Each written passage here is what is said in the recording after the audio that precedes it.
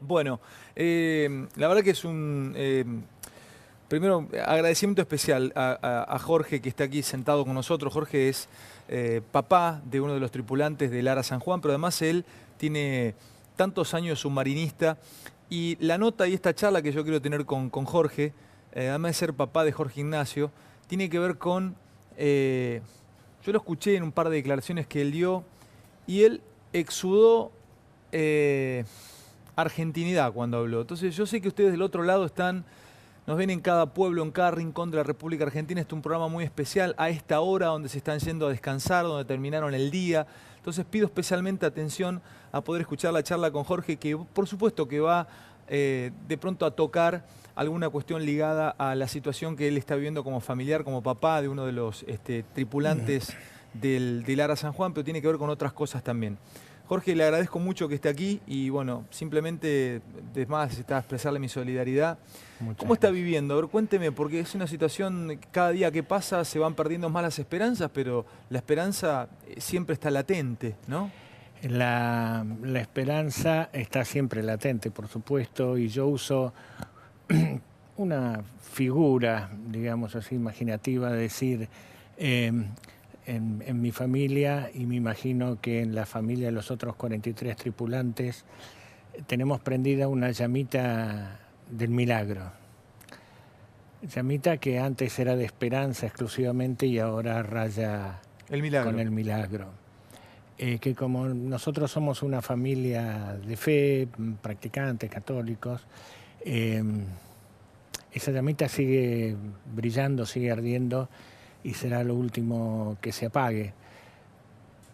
Pero igual, aún con esa llamita, es muy difícil. Usted, cuénteme de su familia y cuénteme de su hijo. A ver, cuénteme, usted está con su señora, ¿cuántos hijos son? Yo soy casado, sí, tengo 5 hijos, Jorge el mayor, el único que siguió en la Armada, los otros 4 con diferentes profesiones y ocupaciones, que me han dado 8 nietos fantásticos. Bueno, uno de mis hijos tiene su familia en España, y Jorge la tiene en Mar del Plata, donde vive con mi nuera y su hija Pilar. ¿Qué edad tiene Pilar? Pilar tiene 10 años. ¿Sabe qué? Yo lo escucho a usted, lo he leído, pero básicamente lo he escuchado. Y usted tiene una prestancia, tiene una gravedad ante lo que está viviendo. Yo sé que usted es marino de carrera, usted ha sido comandante del Ara San Juan, pero o sea, usted es un hombre de mar. Sí. Entonces, desde cómo vive esta situación, yo me imagino que usted por dentro debe tener la misma tristeza y la misma desazón y la misma situación o el mismo desgarramiento que tiene cualquier otro familiar, pero Sí. usted tiene otra, no sé, lo veo acá, lo tengo enfrente, lo miro a los ojos, conecto con usted, digo, usted es un marino, usted es un hombre de mar y lo he escuchado decir que esto era posible que en algún momento pudiera ocurrir, o sea, no básicamente porque el submarino, después hablamos si estaba o no estaba en condiciones, o sea, es como un bombero o como un policía, un servidor Exactamente, público, o exactamente, sea, sí, exactamente. Este, sí, como le decía recién, realmente es muy difícil, pero además tiene una característica particular, que es el saber, el conocer el buque, el saber cómo se vive, cómo se opera un submarino y cómo hay que reaccionar ante cada emergencia, y pensar qué haría yo o qué hubiera hecho yo si me hubiera pasado exactamente lo mismo. Eh, Entre los papás de los otros 43 tripulantes también hay gente de la Armada, que deben estar en la misma situación desagradable, triste que la mía. Por eso a mí no me gusta asumir un rol protagónico, pero tal vez porque fui comandante del buque me entrevistan más, digamos así, no porque guarde ninguna situación particular. El vivir sabiendo, sobre todo los primeros días antes de que se informara el jueves pasado lo de la explosión. Yo el jueves anterior volví a dar mis clases en la universidad, Llegué a casa y pum, me llegó un WhatsApp donde decía, che, hay un submarino perdido, y yo sabía que el único que estaba navegando era el de mi hijo. A partir de ahí me puse a trabajar como si estuviera navegando, a poner puntos en las cartas, a ver, dijeron que esto, dijeron lo otro. ¿Lo hizo en su Y casa? Empezó como sí, y yo escuchaba los comunicados oficiales nomás, porque por varias razones. Una de ellas es porque ahí se dice lo que se sabe, aunque sea poco, y a veces no satisfaga las expectativas. Además lo conozco al vocero y hasta lo escuchaba al capitán de navío Balbi, lo conozco desde que era chiquito, porque el padre también era submarinista, fue jefe mío. Balbi fue comandante de mi hijo en otro submarino, es decir, la comunidad de submarinistas es poca. Entonces escuchaba esos comunicados y yo agarraba la carta de navegación, iba poniendo los diferentes puntos en los que podía estar el submarino y entraba en internet y me fijaba a ver cómo está el viento, cómo está el mar, si salieran a superficie, para dónde los está arrastrando, si están en el fondo.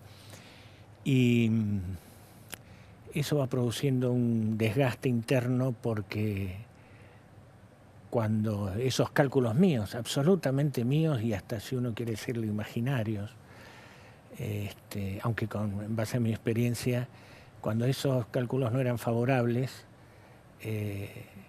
yo no lo podía decir en mi casa, ¿no es cierto? Entonces ¿se los quedaba usted? Me los quedaba yo, y siempre he hablado y sigo hablando de la esperanza, y de Jorge y de Jorgito, y a los hermanos que me preguntaban siempre les he transmitido mensajes de esperanza, muy particularmente antes del jueves. Cuando el jueves, ahora el último jueves, dijeron lo de la explosión, entonces ya la situación anímica cambió para cada uno de nosotros, de los familiares, cambió me imagino yo, en diferentes circunstancias, por las reacciones que he podido ver, típicas de cualquier ser humano que enfrenta una desgracia familiar.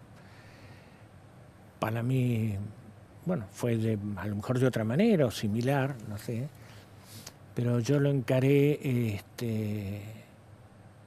como si fuera una respuesta, yo no quiero decir positiva, pero tranquilizadora, porque justamente por el hecho de ser submarinista yo me imaginaba posibles escenarios a bordo del buque durante la emergencia, y ninguno es agradable en esta situación de catástrofe, digamos así, no sé, de cúmulo de emergencias. Entonces cuando me dijeron explotó, y yo dije, explotó lo suficientemente fuerte, o fue una explosión lo suficientemente fuerte como para que la detectaran estos sensores para la guerra nuclear, digamos, que yo ni sabía que existían, por lo menos apuntando hacia nuestro océano, hacia nuestro mar. Dije, bueno, ha sido una explosión tan grande que impidió que ningún ser humano, ninguna persona que estuviera a bordo del submarino pudiera accionar todos los mecanismos de emergencia que hay como para salir a superficie como una bollita, pero no lo suficientemente grande como para romper o partir el submarino y que salgan a flote salvavidas o madera o libros o lo que pueda flotar. Entonces parece algo extraño, eso me cambió anímicamente y dije, ya no tengo más nada que calcular, ahora lo único que me queda es continuar rezando y avivando mi llamita del milagro. Así lo llevamos. Usted recién dijo buque, ¿no? Por el submarino. Yo le quiero preguntar y quiero que le cuente un poco a toda la audiencia cómo piensa un submarinista, en este caso también cuál es el concepto de patria que tiene alguien que se mete en un submarino justamente, que desciende, que va por abajo del agua, que tiene algo de encierro, mucho de encierro. O sea, no cualquiera tendría ese trabajo, incluso en la fuerza. Uno puede pensar como un soldado, o puede pensar hasta como un aviador, que hasta tiene la posibilidad de eyección. A ver, Cuénteme, ¿por qué le dijo buque o por qué le llama buque a un submarino y cómo piensa un submarinista? ¿Cómo es la cabeza? ¿Cuál es la moral de un submarinista? Cuénteme, también homenajeando a todos los submarinistas y cuénteme cómo piensa su hijo en este caso.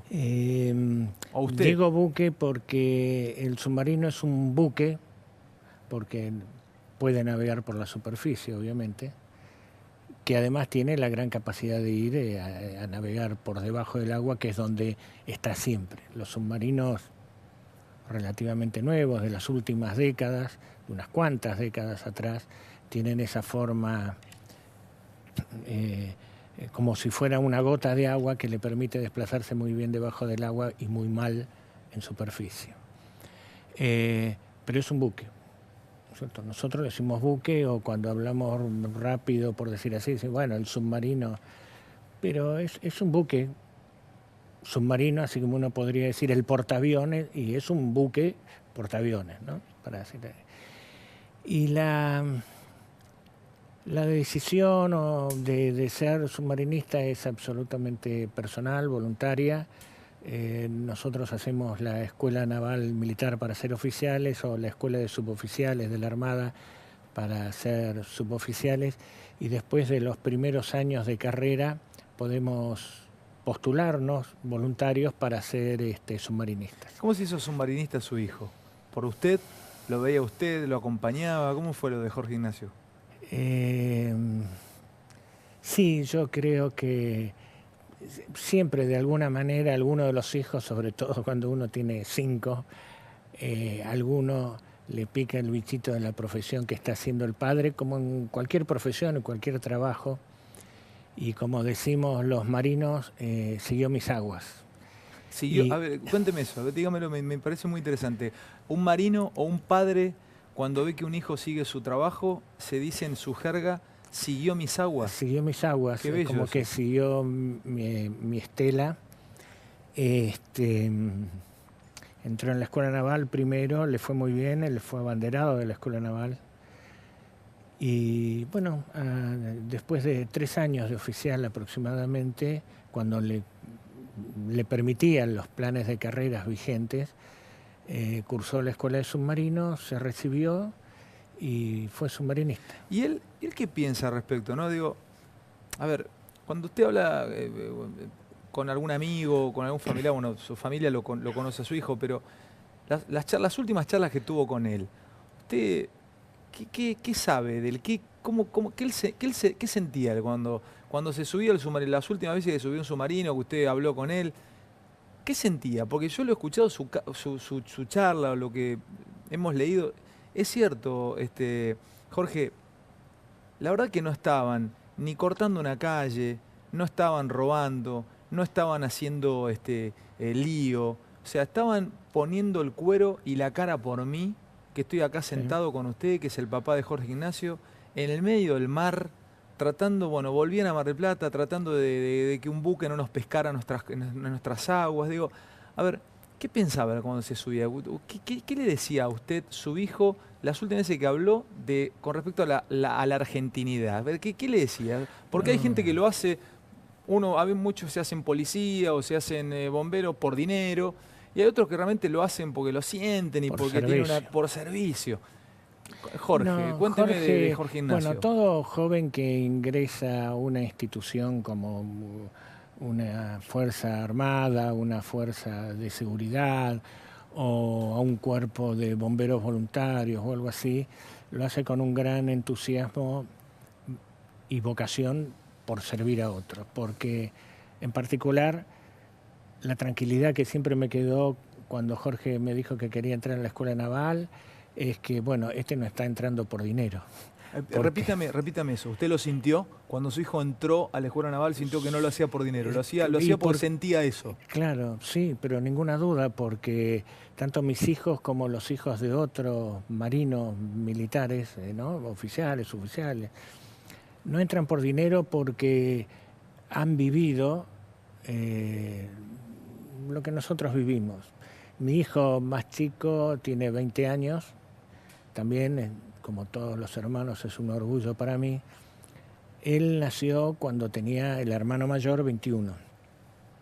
Es decir, hay una interesante diferencia entre uno y otro. Entonces, Jorge nació cuando yo era un joven teniente de 24 años. Tomás, el quinto, nació cuando yo tenía 47, era capitán de navío.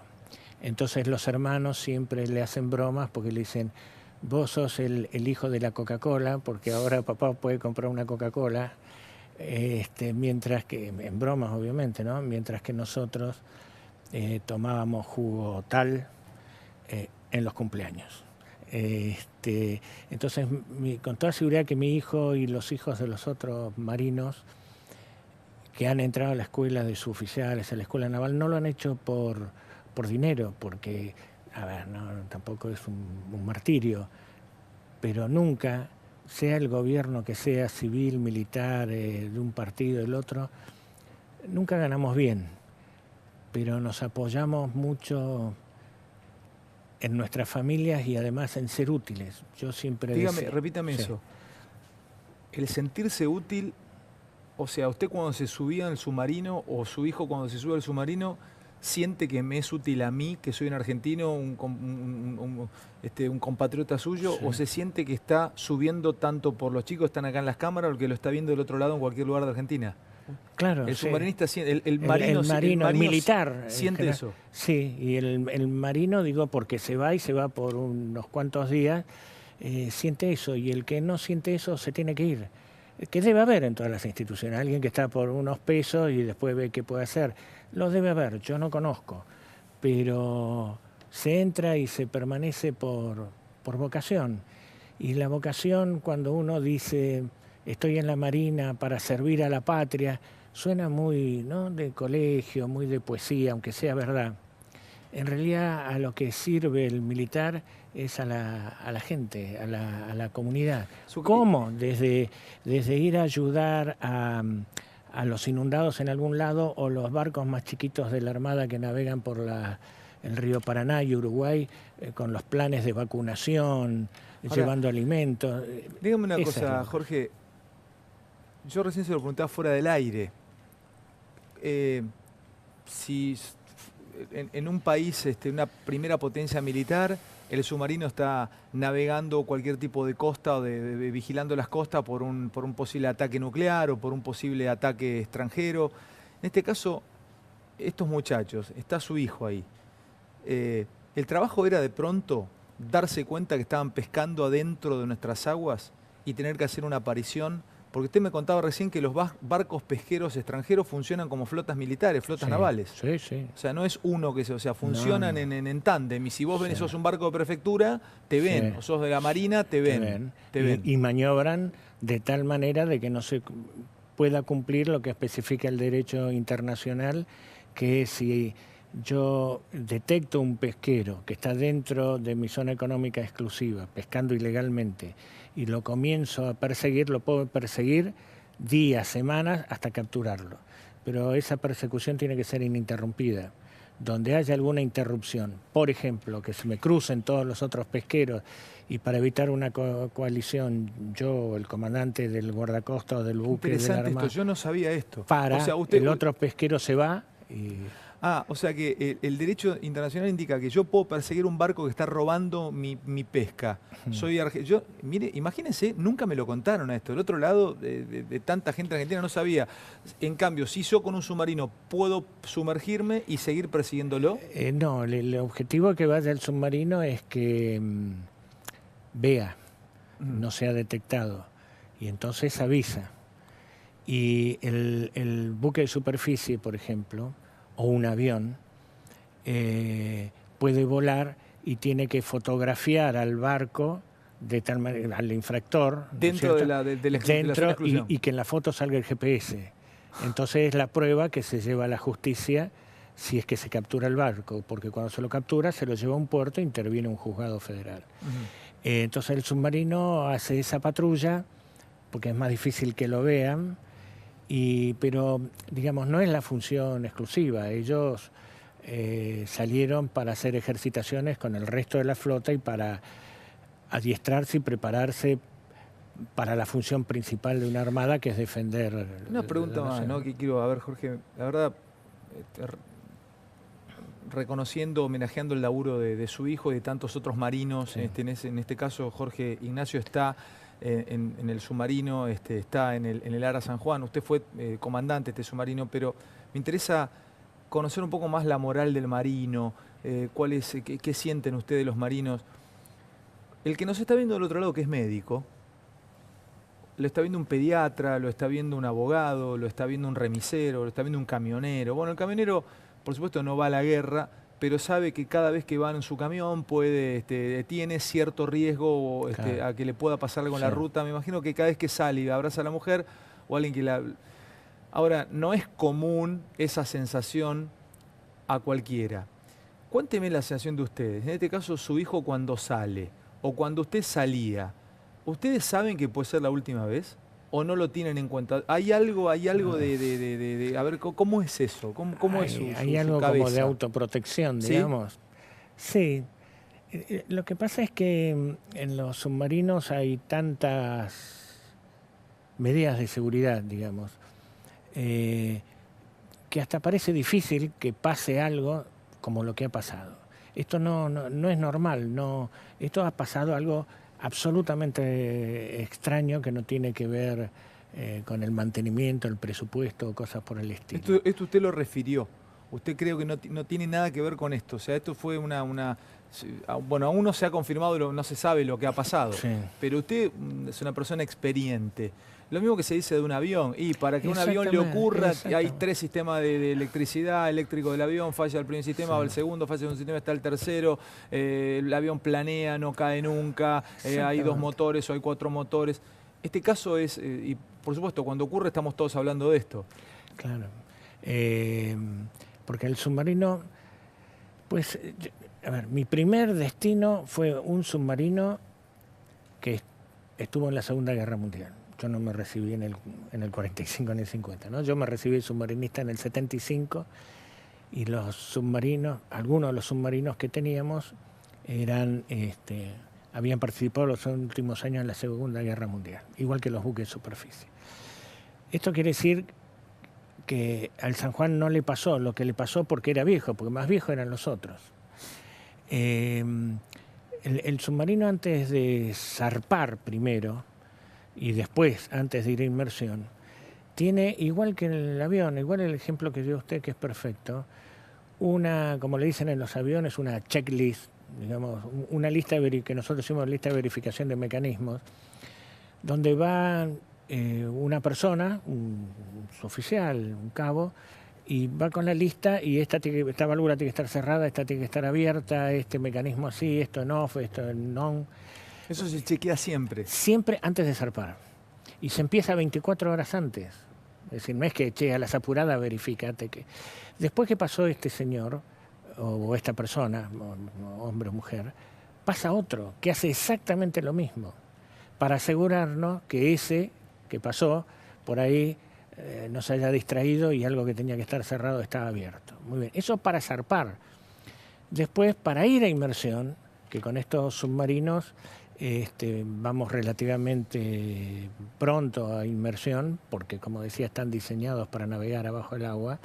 Esto pronto quiere decir saliendo de Mar del Plata 3 horas, porque nuestra plataforma baja durante unos cuantos kilómetros con una pendiente muy suave. Antes de ir a inmersión, hay otro chequeo igual para los mecanismos que tienen que ver con inmersión. Ahora, Jorge, perdóneme, ¿sabe qué? Estaba recordando, si vale no sé si vale la comparación, pero recuerdo que acá hemos hablado muchas veces de accidentes aéreos y me quedó un término que no sé si sigue aún en los Boeing o en la última tecnología de aviación, pero que era la gelación, que era que hablando en criollo, se congelaran las alas del avión, que muchas veces se ascendía para esquivar una tormenta, se ascendía, entraban las alas en gelación, eso permitía de pronto alterar la velocidad o tus controles de velocidad, abrían los flaps o hacían un mal cálculo y el avión caía en picada. O sea, los pilotos en su momento le tenían terror a la gelación. ¿Cuál es el miedo típico de un submarinista? ¿Que ocurra qué cosa? Por tanto se habló de las baterías, ¿no? No estamos hablando en este caso del Ara San Juan, pero ¿A qué le tienen terror? ¿A qué le tienen miedo? ¿Cuál es el peor escenario para un submarinista? Decir, che, esto Dios quiera que no nos toque nunca. ¿Son las baterías, básicamente? No, a ver, no son las que más preocupan. Sí preocupan porque desprenden hidrógeno, cualquier batería nueva o usada, desprenden hidrógeno y el hidrógeno es altamente explosivo. ¡Pum! Y se terminó. ¿A las baterías desprenden hidrógeno? Desprenden hidrógeno. Todas las baterías, por el proceso químico, todas las baterías desprenden hidrógeno y por eso es que en todos los tanques de batería y en muchos compartimentos de los submarinos hay detectores de hidrógeno, sistemas de ventilación particular, sistemas de aislamiento de esa batería, etcétera. Discúlpame, ¿cómo saca el hidrógeno el submarino en inmersión? Bueno, por eso es que hay que hacer snorkel, ¿no? Conectarse con la superficie, sacar un caño grande, digamos, por el cual se chupa aire. Es igual que estar nadando, haciendo snorkel en una playa. Por eso se llama snorkel. Un cañito que va fuera un buen caño, tubería que va fuera de la superficie del agua. ¿Cuántos metros tenés que estar abajo para que el snorkel llegue a la superficie? 16 metros. ¿A 16 metros haces snorkel? Claro, o sea, depende también, entre 14 y 16, depende si el buque está más cargado o menos cargado. Eso cuando se dice que es para cargar las baterías, ¿en realidad es para descargar el hidrógeno de las baterías? ¿O es para cargar eso también es para la cargar las baterías y para ventilar el buque. Digamos, por ese caño entra el aire con el que se produce la combustión de los motores diésel que van a recargar las baterías. Entra el aire que ventila el buque para renovar el aire, porque está viciado, pero además al renovar el aire también, así como se lleva el anhídrido carbónico, se lleva el hidrógeno que puede. ¿Qué pasa si entra agua por el snorkel? Siempre entra, quiero aclarar esto también, ¿no? Siempre, perdón. En un temporal de la magnitud que había, siempre entra un baldazo de agua. Si entra un baldazo de agua, puede ir salpicar las baterías, y bueno, y creo que es lo que acá ocurrió, pero que estuvo controlado porque eso fue la primera tranquilidad que tuve como submarinista. Volví loco a más de un amigo, al conocido, diciéndole el mensaje que el submarino transmite, diciendo el problema de batería fue solucionado, no hay heridos, ventilamos, vamos rumbo a Mar del Plata, fue transmitido en inmersión.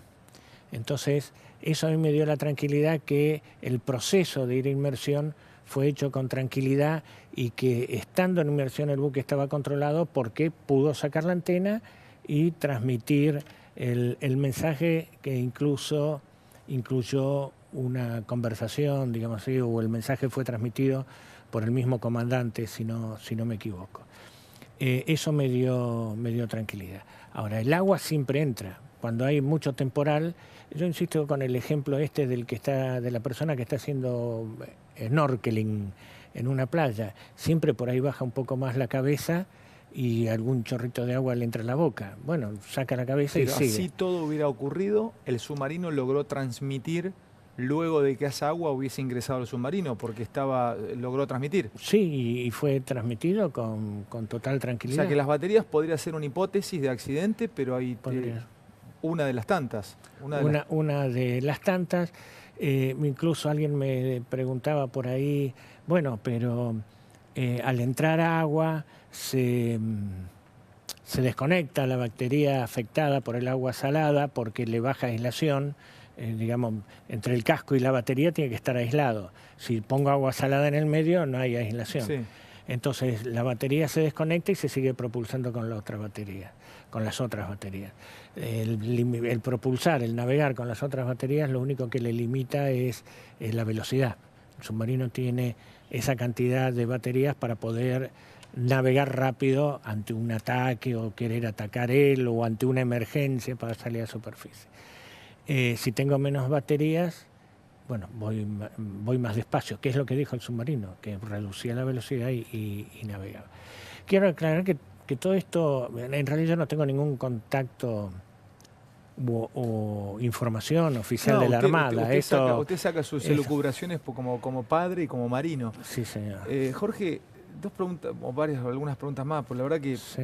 quiero agradecer, usted lo está viendo toda la Argentina, tiene su palabra es calma, su palabra es de una persona, hasta le diría sabia, de muchos años en el mar, y también con una esperanza que sigue estando, porque por más que sea una pequeña llamita, sigue estando y es esperanza Sí. al fin.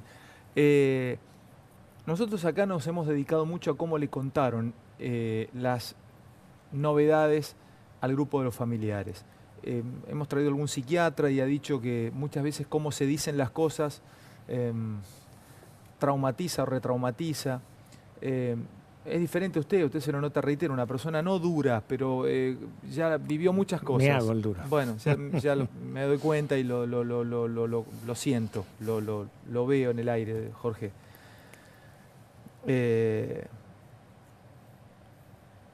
Y lo siento porque soy hijo y porque, o sea, lo veo a usted y veo a un padre, pero ¿cómo le comunicaron las cosas?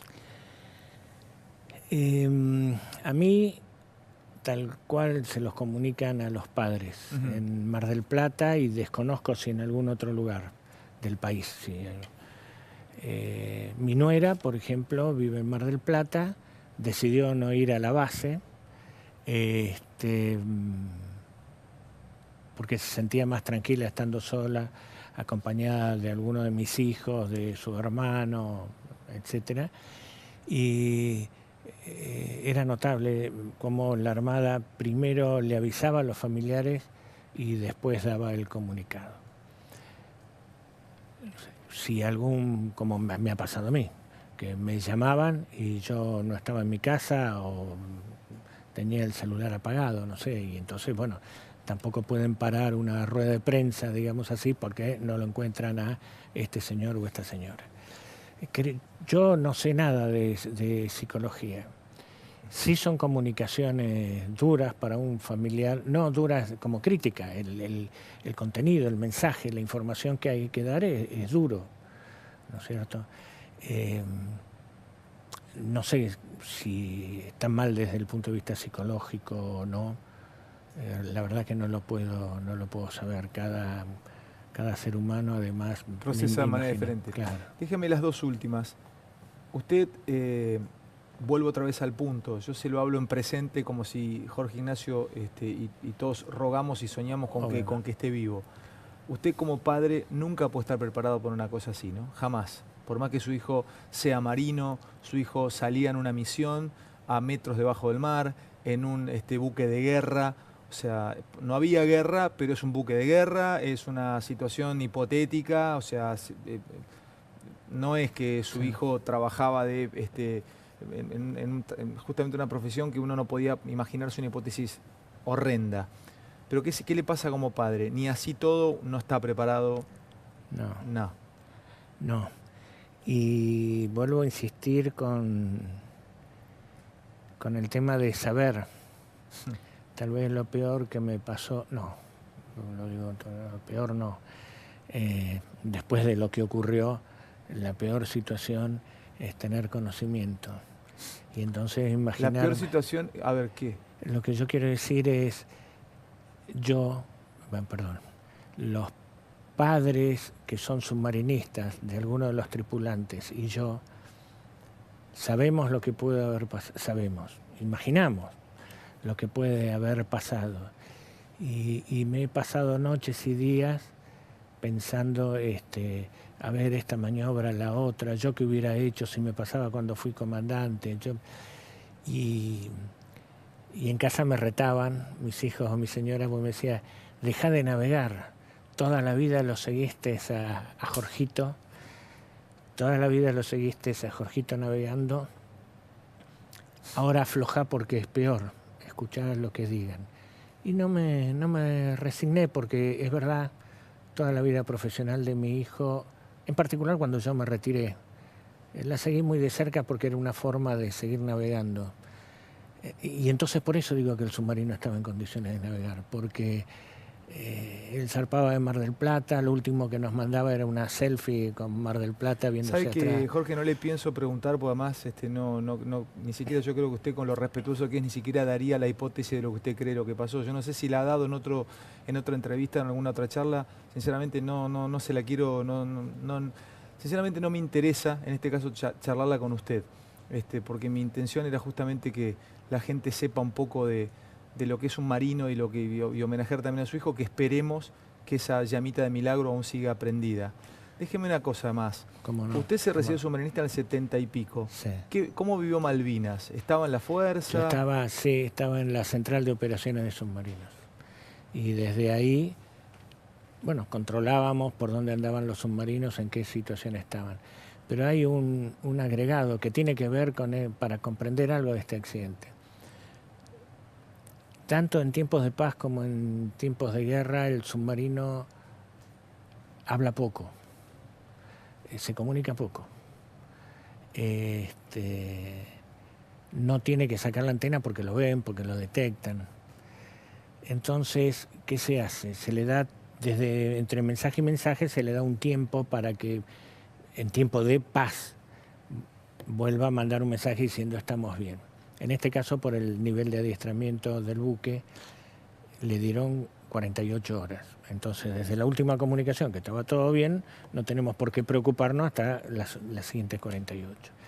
En Malvinas no existía ese plazo, porque en la guerra no existe ese plazo, y entonces los submarinos navegaban y nosotros, en la central de operaciones, el comandante, el teatro de operaciones, las familias, asumían que el submarino estaba donde tenía que estar. Y si lo habían hundido, no sabíamos. Digamos, a lo mejor eso ha ido formando a nosotros, los viejos que tuvimos en esa época, y en particular a nuestras familias. ¿No podían saber ustedes al tiempo si los habían hundido o no? No, por ejemplo, el San Luis estuvo varios días bajo ataque inglés, que no lo pudieron detectar, pese a ser la flota o la fuerza naval responsable de la guerra antisubmarina de la NATO. No lo pudieron encontrar, pero sabían que estaban ahí. Más o menos como ahora. Están acá en esta área, o pueden estar acá en esta área. Entonces, ¿qué hacían los ingleses? Iban y tiraron bombas, torpedo antisubmarino, todo lo que tenían. Y el San Luis lo que hizo fue asentarse en el fondo, ¿no? Apoyarse, como se ve en las películas por ahí de la Segunda Guerra Mundial, y esperar que pasen todas las bombas, y después despegar. Entonces, en algún momento yo barajé esa misma posibilidad acá y dije, bueno, el San Juan, ante la emergencia, la situación que está viviendo, se asentó en el fondo. Cuando se calme el temporal, cuando solucione el problema que tienen, van a salir a superficie y lo vamos a encontrar. Bueno, si eso no ocurrió es porque, es mi opinión, puede ser dura, yo creo que no había nadie para operar las válvulas. Ahora, todos mis comentarios sobre lo que está viviendo mi hijo, no es mi hijo, quiero decir, no es por mi hijo, y que me perdonen los otros familiares de los 44, tampoco es por esos 44 chicos, más chicos, que tienen 40 años como mi hijo. Es porque la vida en el mar es muy dura, y en el mar hay navales, por decir así, militares, marinos militares, pero también hay marinos mercantes. Ni hablemos de los pescadores, que hay que aguantarse un barco pesquero. Hay mucha gente que trabaja ahí en el mar, y en la Argentina no conocemos el mar. Y el mar es tan rico y tan grande como nuestro espacio territorial. Y entonces, cuando a mí me preguntan, ¿usted espera que con esto haya un quiebre en el presupuesto? No, o lo deseo, pero yo lo primero que quiero es que se conozca lo que hace la gente, los argentinos en el mar, por su patria, con el comercio, con la pesca, y aunque suene egoísta, nosotros defendiendo todo eso en condiciones que no son los portaaviones norteamericanos o los submarinos nucleares, pero igual vamos, nos las bancamos, no por ser héroes, porque nos gusta. A lo mejor otro hace una un trabajo, una profesión bien con riesgo, un bombero, y va a apagar un incendio y sabe que su camión no es el mejor, pero va. Bueno, nosotros hacemos lo mismo y es poco conocido. Ese es mi homenaje a todos los hombres de mar de la Argentina, a través de mi hijo. Deme un segundito que ya lo despido, Jorge. Un segundo más. ¿Cómo no? Jorge, a ver, por supuesto que la esperanza sigue estando y yo primero le agradezco que haya venido a charlar con nosotros y le haya contado, a ver, que haya homenajeado a su estirpe, ¿no? A la estirpe de mar, al hombre de mar. Y por supuesto seguir rezando que la esperanza es el último que se pierde. Sí, por la vida de su hijo y el resto de los tripulantes. Sí, señor. No, yo le agradezco esta invitación porque tal vez me resultaría más fácil, por decir así, quedarme en mi casa con mi señora prendido de alguna noticia. Pero como dije hace un ratito, creo que esto tiene que servir para no grandes cosas que acá muchas veces son imposibles, pero al menos para que conozcamos lo que hace toda la gente, todos los argentinos que trabajan en el mar y en particular los militares marinos que estamos de una u otra manera defendiendo la soberanía, que también suena a mucho, pero que en definitiva son recursos del país, y también defendiendo a la vida en el mar, rescatando náufragos, buques averiados y demás. Por eso he venido para homenajear a todos ellos. Te agradezco muchísimo, Jorge. Ojalá que Dios quiera que esta historia termine bien. Ojalá así lo permita. Saludos a su familia, Jorge. Gracias, Alejandro. Nos vemos mañana, si Dios quiere. Gracias por todo. Jorge Bergalio es papá de uno de los tripulantes, de Jorge Ignacio. Uno de los tantos hombres de marcas en patria por vos y por mí. Vos que estás ahí en tu casa, andate rezando o pidiéndole, así seas agnóstico o